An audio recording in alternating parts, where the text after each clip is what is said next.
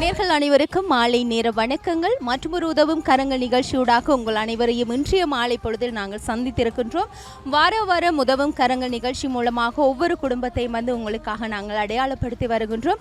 இன்றைய நாளில் இந்த மடம் ரோட் யாழ்ப்பாணம் என்கின்ற பகுதியில் இருக்கக்கூடிய ஒரு முதியவரை தான் நாங்கள் இன்றைய நாளில் சந்திக்க வந்திருக்கிறோம். வாரம் அந்த சந்திக்கின்ற வேளையில் அவர்களை நாங்கள் உங்களுக்கு அடையாளப்படுத்துவது வளமை. அது மாத்திரமில்லாமல் இப்போது நாங்கள் இருக்கக்கூடிய இடமாக ஹாஸ்பிட்டல் ரோட் யாழ்ப்பாணம் என்கின்ற ஒரு பின்பக்கத்தில் நாங்கள் நிற்கிறோம். இந்த இடத்துல அந்த முதியவர் ஒரு சிறியதொரு கடையை வைத்து தன்னுடைய வியாபாரத்தை மேற்கொண்டு இருக்கிறார் என்று தான் நாங்கள் கூற முடியும். அவரோடு தான் இன்றைய நாளில் உதவும் கரங்கள் நிகழ்ச்சியூடாக நாங்கள் பல்வேறுபட்ட விடயங்களை கதைத்து ஆலோசிக்க போகிறோம் என்று தான் சொல்லலாம். எல்லாருக்குமே வாழ்க்கையில் பல பிரச்சனைகள் வருவது உண்டு. அதுவே அவங்களுடைய அத்தியாவசியமான தேவைகளை பூர்த்தி செய்யாத அளவுக்கு அவர்களுடைய வருமானம் இருக்குமா அப்படின்னு சொன்னால் கட்டாயம் அது கேள்விக்குறி தான். இப்போது ஒருவருக்கு நாங்கள் உதவி செய்ய வேணும்னு சொல்லி ஒருவர் முன்வருவாராக இருந்தால் எல்லாருக்குமே செய்ய முடியாது. ஏன்னு சொன்னால் ஏதாச்சும் ஒரு பிரச்சனைகள் கொண்டே தான் இருக்கிறது. அதனால உங்களால் முடிந்த ஒரு உதவியை செய்யுங்கள். அது மட்டும் அல்லாமல் குறிப்பாக ஒரு விடயம் இருக்கிறது. இந்த முதியவருக்கு வீடு, அதாவது சொந்த வீடு என்பது இல்லை. ஒரு வாடகைக்கு இருக்கக்கூடிய ஒரு வீட்டில் தான் தானும் தன்னுடைய ஒரு மகளுமான 2 பேரும் வசித்து வருகின்றார்கள். இவருக்கு முக்கியமாக மனைவி கூட இல்லாத நிலையில், மனைவி இறந்த நிலையில் இருக்கிறாங்க. இந்த பிள்ளை, அதாவது ஒரு பருவமடைந்த ஒரு பிள்ளையை ஒரு தகப்பன் வைத்து பார்க்கின்றார் அப்படின்னு சொன்னால் கட்டாயம் இந்த காலத்தில் யாருமே நம்ப முடியாது. அது சரியா நடக்குதா அப்படின்னதை ஒரு கேள்விக்குறியான விஷயமாகத்தான் இருக்கும். இன்றைய நாளில் நாங்கள் அது தொடர்பாகவும் பல்வேறுபட்ட விடயங்களை உங்களுக்காக நிகழ்ச்சி மூலமாக கொடுக்க ரெடியா இருக்கு. குறிப்பாக சொல்ல போனால் இன்றைக்கி சரியான வெயில். நாங்கள் மதிய நேரத்தில் இதில் வந்ததால் என்னால் நின்று பேசவே முடியலை. இருந்தாலும் நாங்கள் இவ்வாறான குடும்பங்களை உங்களுக்காக அடையாளப்படுத்த விரும்புகின்றோம். அடையாளப்படுத்த வேண்டும் என்பது எங்களுடைய ஆசையும் எங்களுடைய ஆர்வமாகவும் இருக்கிறது. இந்த நிகழ்ச்சியை எப்போதும் நிகழ்ச்சியாக பார்க்காமல் அவர்களுக்கு உங்களால் முடிந்த உதவிகளை நீங்கள் வழங்க வேண்டும் என்பது எங்களுடைய கருத்தாக இருக்கிறது. இதுவரைக்கும் உங்களால் முடிந்த உதவிகளை நாங்கள் அடையாளப்படுத்துகிற குடும்பங்களுக்கு உங்களால் முடிந்ததை நீங்கள் செய்து கொண்டிருக்கிறீர்கள். இனிமேலும் நாங்கள் ஒவ்வொரு குடும்பமாக உங்களுக்கு அடையாளப்படுத்துகின்ற வேளையில் உங்களால் முடிந்த ஒரு சில உதவிகளை நீங்கள் வழங்க வேண்டும் என்பது இந்த நிகழ்ச்சியின் பெரிய ஒரு பங்கு வகிக்கிறது என்று தான் நாங்கள் சொல்ல முடியும். எனவே இப்போது நாங்கள் அவரோடு பல்வேறு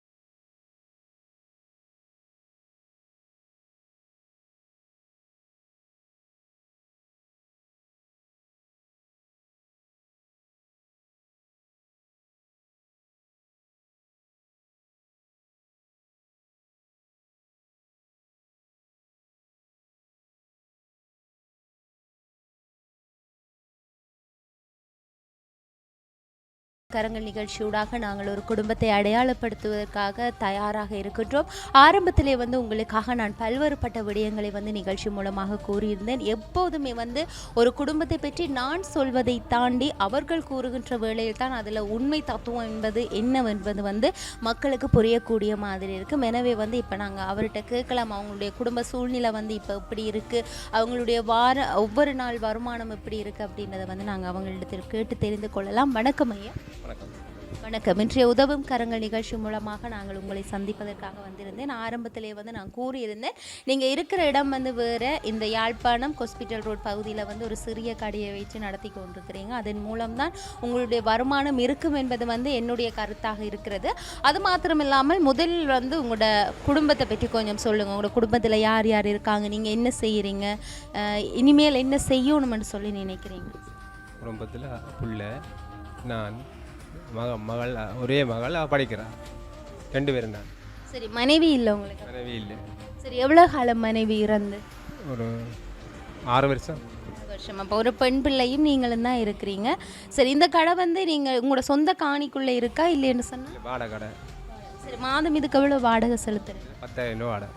தான் 10,000 வாடகை. ஆனால் குறிப்பாக இதில் பார்க்க போனால் அதிகமான பொருட்களே இந்த கடையில் இல்லை, இருந்தாலும் நீங்கள் மாதம் 10,000 வாடகை கொடுக்குறது என்பது வந்து ஒரு கஷ்டமான ஒரு விஷயம் என்று தான் சொல்ல முடியும். சரி, எப்போவுமே வந்து இந்த உதவும் கரங்கள் நிகழ்ச்சியில் நாங்கள் இவ்வாறான குடும்பங்களை வந்து அடையாளப்படுத்துகின்ற வேளையில் இந்த நிகழ்ச்சியை பார்க்குற மக்கள் அவர்களுக்கு முடிந்த உதவிகளை வந்து செய்வாங்க. நீங்கள் இந்த கடையை வந்து போடுறதுக்கு என்னெல்லாம் ஆரம்பத்தில் வந்து மேற்கொண்டீங்க? இப்போ அதுக்கு பொருட்களை போடுறதுக்கு என்ன மாதிரி உங்களுடைய நாளாந்த வருமானங்கள் இருக்கிறது? விலங்குகள் நீங்கள் இல்லை, இந்த கடை வந்து ஒரு சிறிய கடையாக இருக்கிறது. அதோட வந்து ஒரு பெண் பிள்ளை, அதுவும் வளர்ந்துட்டாங்கன்னு சொன்னீங்க, படித்து கொண்டு இருக்கிறா. ஒரு பெண் பிள்ளையை வச்சுக்கொண்டு ஒரு சிறு கடை நடத்தித்தான் உங்களுடைய வருமானம் செல்கிறதுன்னு சொன்னால் கட்டாயம் வந்து கஷ்டம். ஏன்னு சொன்னால் இந்த பொருளாதார பிரச்சனையில் வந்து நிறைய சிக்கல்கள் இருக்கிறது.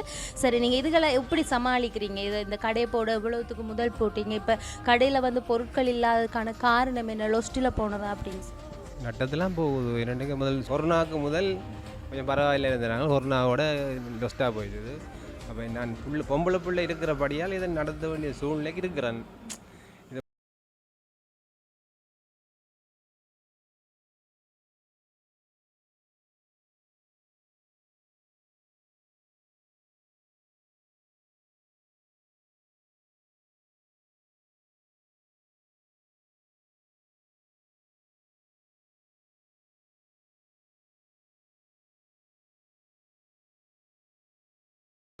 அது ஒன்று பின்னாலும் செய்யலாது. கூலி வேலையை போகிறோன் எந்த விரும்பி வேலையை செய்ய சொல்லி விடுவானோ? விட மாட்டான். அப்போ நாங்கள் அதுக்காகத்தான் இந்த சாப்பாட்டுக்கு வரோம். வேறு மேல்கொண்ட வாடையோ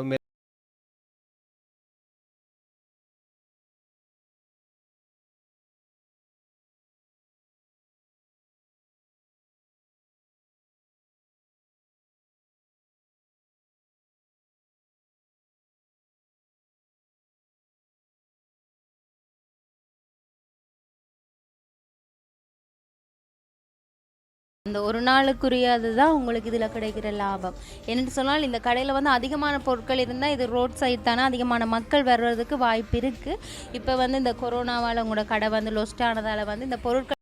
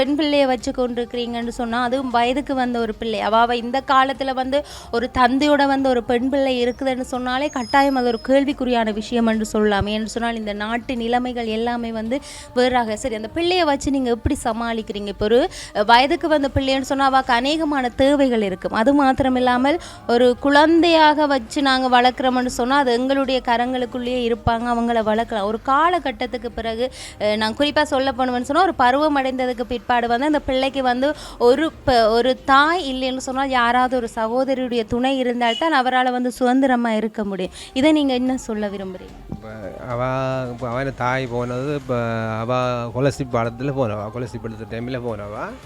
அப்போ அதுலேருந்து அவள் கொலசி பண்ணிட்டு அவன் 10 வயசு, இப்போ A level படிக்கிறா. 18 வயசு ஆகிட்டுது. அது மட்டும் எந்த பேர் அனுப்பி தான் இருக்கிறா. அதாவது எந்த பிள்ளையல்லோ எந்த பிள்ளைய நான் வேறு இடத்துக்கு விடையிலாதல்லோ, அதை வந்து பிள்ளைய அதுவும் பொம்பளை பிள்ளையல்லோ, பொம்பளை பிள்ளைன்ட்டு நாங்கள் வேறு இடத்துக்கும் அது இப்படியோ இந்த மாதிரியோ பிச்சு எடுத்தாண்டா அந்த பிள்ளையை நான் பாதுகாக்கணும். அது முக்கியம் இல்லை என்ன பிச்சு எடுத்தாண்டா அந்த பிள்ளையை நான் பாதுகாக்கத்தான் வேணும். அதுக்கு மாட்டுக்கிறது ஒன்றுமே ஏன்னு சொன்னால் இனி காலங்கள் நிறைய இருக்குது அவாக்குன்னு சொல்லி நாள் போக போக தேவைகள் அதிகரிக்கும்.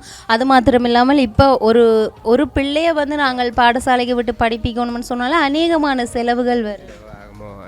சிலவாகும். சில பிள்ளைக்கு படிப்புக்கு அவன் டீச்சர் மேலே உதவி செய்வினம். அவன் பழைய ஒரு டீச்சர்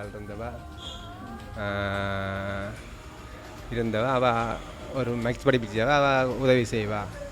சரி, அப்படியே டியூஷன் கிளாஸ் அப்படின்ட்டு டியூஷன்லையும் அவள் ஃபீஸ் தான் குறையத்தான் எடுப்பாங்க. அதுக்காக நாங்கள் வாழ்க்கையை முடிச்சு கொள்ள முடியாது. அதை வந்து பிள்ளைன்ற ஒரு எதிர்காலம் இருக்குது தானே, பிள்ளைன்ற ஒரு எதிர்காலம் இருக்குது. எனக்கு கஷ்டப்பட்ட அப்புறம் நான் பிள்ளைன்ற படிப்பை நான் பட்ட முடியாது. சரி, அது அப்புறம் பின்னுக்கு பெரிய பாதிப்பு கொண்டு வருமா என்ன, பெரிய பாதிப்பு கொண்டு வந்து அப்போ நான் இப்படியோ கஷ்டப்பட அந்த பிள்ளையை படிப்பிக்கணும். இப்போ இந்த மெயின் பிரச்சனை என்னதுன்னா வீடு என்னதுன்னா எனக்கு ஒரு நாவக்குழியில் ஒரு காணி இருக்குது. காணியில் ஒரு ஆள் அன்பளி பார்த்து அந்த காணி ஒன்று இருக்குது. அதில் எனக்கு ஒரு சின்ன வீடு ஒன்று அமைக்கணும். நான் என்ன இப்போ வாடகை இருக்கிறேன். இப்போ ஒரு குடிசை வீடு தான், குடிசை வீடுண்டேக்கு அந்த வீட்டில் இப்போ இந்த மார்கழி மாதம் லாஸ்ட்டில் நான் அந்த வீட்டை விட வேணும். இப்போ எனக்கு வேறு வீடு அட்வான்ஸ் 3-4 லட்சம் கொடுத்தோ 19,000 வாடகை கொடுத்தோ என்னால் வீடு எடுக்கலாது. அருமையாகவே எனக்கு ஒரு சின்ன உதவி செய்து நான் சின்ன வீடு ஒன்று அதுக்கு அமைச்சு கொண்டு நான் நிம்மதியாக இருக்கலாம். சரி, இவ்வளோ காலமும் ஒரு சொந்த வீடு இல்லாததுக்கு காரணம் என்ன? அதுக்கு காரணம் சொல்லலாம் பெரிய, அதாவது வந்து சொல்லி ஒரு குடும்பஸ்தரன்னு சொல்லி பார்க்க கட்டாயம் அதுக்குள்ள நிறைய பிரச்சனைகள் இருக்குது. அது எல்லாமே வந்து நாங்கள் வெளிப்படையாக பேச முடியாது. சரி, இப்போது உங்களுக்கு கிட்டடியில் வந்து ஒரு காணி கிடைக்க பெற்றிருக்கு. இப்போ சாதாரணமாக வந்து ஒரு குடிசை நாங்கள் போடணும்னு சொன்னாலே அதிகமான பணங்கள் தேவைப்படுகிறது. அந்த காலத்தில் என்ன சொன்னால் மண்ணை பறிச்சோமா ஓலையை பறிச்சோமா போட்டோமா இருந்தமான்னு சொல்லியிருக்கலாம். ஆனால் இந்த காலத்தில் அப்படி இல்லை. அது மாத்திரமில்லாமல் நீங்கள் டிசம்பரோடு இருக்கிற வீட்டை வந்து காலி செய்தால் அதற்கு பிறகு ஒரு குடிசை போடுவீர்களாக இருந்தால் இனி வரப்போகிற காலங்கள் எல்லாமே மழைக்காலம். மழையை வந்து எவ்வளோ வெயிலையும் சமாளிக்கலாம், மழையை சமாளிக்க முடியாத நிலைமையில தான் மக்கள் இருக்காங்க. இப்போ வெயில் காலத்தில் வந்து ஒரு மனிதன் சாப்பிட்றேன்னு சொன்னாலே நிறைய கஷ்டப்படுகிறான். இதே மழை காலத்தில் வந்து அவன் சாப்பிடணும்னு சொன்னால் எவ்வளவோ பெரிய கஷ்டங்களை வந்து அனுபவிக்க போகிறான். சரி, நீங்கள் ஒரு காணி இருக்குன்னு சொன்னால் ஏன் இதுவரைக்கும் வீட்டு திட்டத்துக்கு வந்து பதியலை? வீட்டு திட்டம் 15 கொடுத்து ஒரு நாள் ஜிஎஸ் அந்த காணி பிரிவில் ஜிஎஸ் என்னை கூப்பிட்டு காணி வந்திருக்கு, உங்களுக்கு வீட்டு திட்டம் வந்திருக்கு, வாங்க வேண்டும். ஒரு லெட்டர் வழி அபிவிருத்தி உத்தியோகத்தராக லேடியில் ஒரு பொம்பளை ஒரு ஆள் ஒரு லெட்டர் வழி தாங்கன்னு சொல்லி நான் எழுதி கொடுத்தேன். வேறு ஒரு அரசியல் கட்சி வந்து எனக்கு ஃபோன் வந்தது, உங்களுக்கு வீடு தான் வந்திருக்கு, ஒரு லெட்டர் எழுதி தாங்கணும். அங்கேயும் லெட்டர் எழுதி கொடுத்தேன். ஒரு மாதம் கழிச்சு போய் ஜிஎஸ்கிட்ட போய் கேட்டேன், லெட்டர் கொடுத்தேன். நான் இப்படி எங்கள் வீட்டு திட்டம் வேற இல்லையாண்ட. ஐயா, உங்களுக்கு வீட்டு திட்டம் இல்லை, என்ன காரணம்? உங்களை 2 பேராக மெம்பர் காணாது. நான் பிராவியோட ஒன்றுமே கதைக்கல. ஆனால் இந்த வீட்டு திட்டம் வந்திருக்கு, அந்த வீடு எங்கே போகணுன்னு தெரியாது. அதாவது வந்து வடிவேலு கிணத்தத்தில் வச்ச மாதிரி நான் வீட்டத்தில் வச்சேன். சரி, எவ்வளோ காலம் உங்களுக்கு அந்த வீட்டு திட்டம் கிடைக்க பெற்று? கிடைக்க இல்லை. இப்போ உங்களுக்கு வீடு திட்டம் வந்திருக்கையா அப்படின்னு சொல்லி தொலைபேசி மூலம் அழைப்பு. இந்த கொரோனா டைமுக்கு முதல். சரி, இப்போ 2 மெம்பர் இருந்தால் அவங்களுக்கு வீடு தேவை இல்லையா அப்படின்றது வந்து இதில் ஒரு கேள்விக்குறியாக இருக்குது. சரி, இதை வந்து நீங்கள் மேலதிகாரிகள் இடத்துல கொண்டு போய் கேட்டீங்க? நான் போகல. போகாததுக்கு காரணம் இல்லை, அதை வந்து ஜிஎஸ் தான் கூப்பிட்டவா என்னோட வீடு இருக்காண்டு. ஜிஎஸ் கூப்பிட்டு அவ சொன்னால் வீடு உங்களை பாஸ் பண்ணியாண்டு. நம்ம அதுக்கு மேல் கொஞ்சம் நடவடிக்கை நான் எடுக்கையில். வீடு என்பது வந்து ஒரு அத்தியாவசியமான ஒரு பொருள், ஒரு பெரிய ஒரு விஷயம்னு தான் சொல்லலாம். சொந்தமாக ஒரு வீடு இருந்தால் அதுக்கு பிறகு நாங்கள் காசோ பணமோ நகையோ அவற்றை வந்து எங்களால் முடிஞ்ச அளவுக்கு வந்து உழைச்சி அதை நாங்கள் பெருக்கிக் கொள்ளலாம். சரி, இப்போ வீடு இல்லாத சந்தர்ப்பத்தில் வந்து உங்களுக்கு அங்கத்தவர் குறைவுன்னு சொல்லி ஒரு வீட்டு திட்டத்தையே வந்து கேன்சல் செஞ்சுருக்காங்க. அது மாத்திரம் இல்லாமல் சமுர்த்தி என்கின்ற அந்த அரசாங்கம் கொடுக்கின்ற எங்களுடைய உரிமை வந்து சமுர்த்தி, அதுவாச்சும் உங்களுக்கு இருக்கு? இல்லை. சமுர்த்தி இல்லாததுக்கு காரணம்? சமுத்தி இல்லாத காரணம் கடை வச்சுருக்கிறேன். கடை வச்சிருக்கிறவங்களுக்கு சமுத்தி இல்லை. அப்போ எவ்வளோ காலம் இது இல்லாமல் போகணும்? அது ஆரம்பத்திலே எங்களுக்கு இல்லை, எங்களுக்கு தெரியல. எங்களுக்கு பிறகு அப்ளை பண்ணி கேட்டாங்க, அதுக்கும் தெரியல. அவ எங்களோட வீட்டுக்காரர் இல்லாமல் போன அப்புறம் கேட்டாங்க, அது தெரியல. இந்த கொடுப்பனை அரசாங்கத்தை கொடுப்பனா ஒன்றுமே இல்லை. அப்போ ஒவ்வொரு நாளும் உங்களோட இந்த ஒவ்வொரு நாள் வருமானத்தை வச்சு தான் உங்களோட வாழ்க்கை போகுது. எந்த ஒரு அரசாங்கத்தால் கொடுக்குற அந்த இதுகள் எதுவுமே உங்களுக்கு கிடையாது? இல்லை, ஒன்றுமே இல்லை. சரி, இது எல்லாமே வந்து எங்களுடைய உரிமை. இந்த வீட்டு திட்டமாக இருக்கலாம், சமுர்த்தியால் கொடுக்குற பணமாக இருக்கலாம், அது எல்லாமே வந்து எங்களுடைய உரிமை. அதுவே நமக்கு இல்லைன்னு சொன்னால் சத்தியமாக பார்த்தமாக இருந்தால் இது கேள்விக்குறியான ஒரு விஷயமாக தான் இருக்கிறது. சரி, இப்போ உங்களுக்கு இருக்கக்கூடிய ஒரு விஷயம், மெயினான ஒரு பிரச்சனையை வந்து வீடு. சரியான ஒரு வீடு இருந்தால், அதுவும் ஒரு பொம்பளை பிள்ளையோடு இருக்கிறீங்க, ஒரு வீடு கிடைச்சா உங்களால் வந்து வீட்டை தாண்டி மிச்சத்தை வந்து யோசிக்க முடியும், அப்படித்தானே? சரி, வீடு தான் முக்கியமாக இருக்குது. 2 டிசம்பரில் இது ஒழும்ப வேணும். இப்போ எங்களுக்கு இருந்து அதே குடிசையாக இருக்கட்டும், என்னவாக இருக்கட்டும், இருந்துட்டோம்னு சொன்னால் நாங்கள் நிம்மதியாக இருந்து கொள்வோம் தானே. எங்களுக்குள்ள என்ன ஒரு பிரியோசனங்கள் அதுக்குள்ள செய்யலாம். கோழி வளர்க்கலாம், இல்லையா, மிருகங்கள் எல்லாம் வளர்க்கலாம், வாழை வைக்கலாம், செய்யலாம் தானே எங்களுடைய 2 வரைக்க. அப்போ இது இந்த பெரிய பெரிய வாடகைலாம் எடுத்து இந்த கடையை வச்சுக்கொண்டு அந்த வாடகையில் கடை வாடகை கட்டுறதுக்கு கடன் போடுறாங்க. வீடு வாடகையும் கட்டிலுமா? என்னால் கட்டிடலாம். எனக்கு ஒரு அன்பளிப்பாக கிடைச்ச காணி ஒன்று இருக்குது. அதில் ஒரு சின்ன குடிசை ஒன்று அமைக்கிறதுக்கு உங்களால் என்கிட்ட உதவி, அதாவது வந்து பொருளாக தந்தாலும் சரி, பணமாக தந்தாலும் சரி, நான் அதுக்கு ஒரு சின்ன வீடு ஒன்று அமைச்சு கொண்டு நான் அந்த வீட்டில் குடி வருவேன். சரி, என்ன மக்களே, குறிப்பாக வந்து இவர் சொல்லக்கூடியது ஒரே ஒரு விஷயம்தான். உங்களை பணமாகவோ நகையாகவோ எதுவுமே வந்து அவங்க கேட்கல. எங்களுக்கு சாப்பாடு இல்லை, நீங்கள் சாப்பாட்டுக்கு பணம் தாருங்கள் என்று சொல்லி அவங்க கேட்கல. முக்கியமாக ஒரு மனிதனுக்கு வந்து இருப்பிடம் என்பது வந்து, குறிப்பாக அவனுக்கு இருப்பிடம் என்பது வந்து ஒரு முக்கியமான ஒரு விஷயம்.